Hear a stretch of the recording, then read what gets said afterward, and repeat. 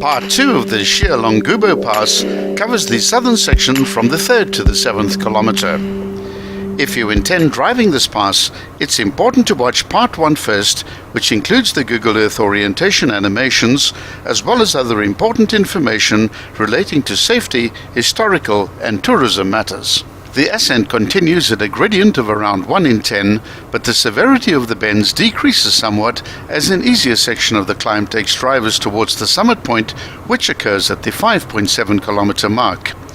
New views present themselves, and the Shiyalongubo Dam takes center stage amidst dense stands of commercial plantations. Please note that logging operations take place every weekday, year in and year out. Make sure that you have your headlights on so your vehicle is visible to the drivers of the logging vehicles, and be aware that you need to give them right of way. The trucks regularly damage the road surface, and things can get quite rough on the western side of the pass, and especially so after heavy rain.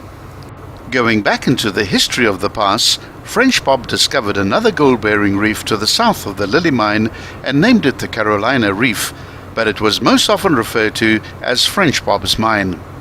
The mine is still in production today and is located at the northern starting point of the pass.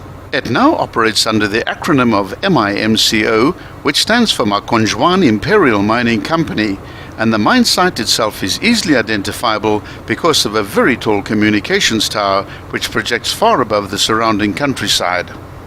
One of the main historical characters of this era was Robert Pettigrew, who emigrated from his home in Rutherglen, Scotland, arriving in Durban in 1868.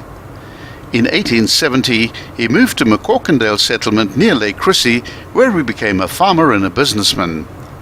When gold was discovered in the De Kaap Valley, he relocated to Barberton and became involved with road construction in the area. He improved the road from Kaap Maiden to Barberton, which became infamous as the Leopard Crawl Road, so called because there were about 40 hotels located at various points along the route, and the refreshments offered resulted in the necessity to crawl from one establishment to another. This road is today designated as the R38, and the section from Lowe's Creek to the Noordkaap siding is now called Essie's Pass.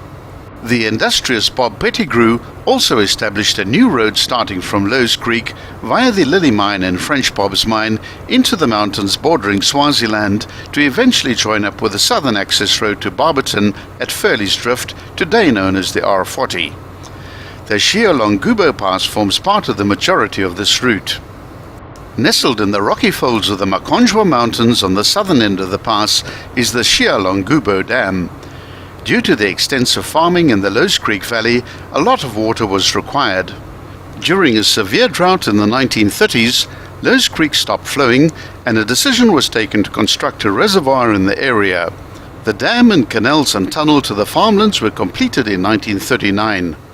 The opening ceremony was scheduled to occur on the 7th of April 1940, when Colonel Denise Rates, MP for Barberton, was present to officiate at the opening.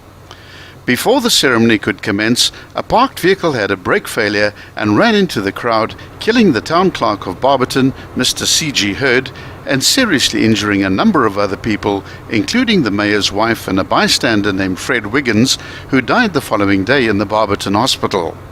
The ceremony was cancelled and the dam was never officially opened. As is the case with many other rivers and lakes in southern Africa, there's a legend of a water monster in the dam. The local Swazi villagers believe that there's a dragon that makes an appearance when the full moon rises over the mountains. He leaves the dam and makes a long journey into the mountain kingdom, where he visits his concubines.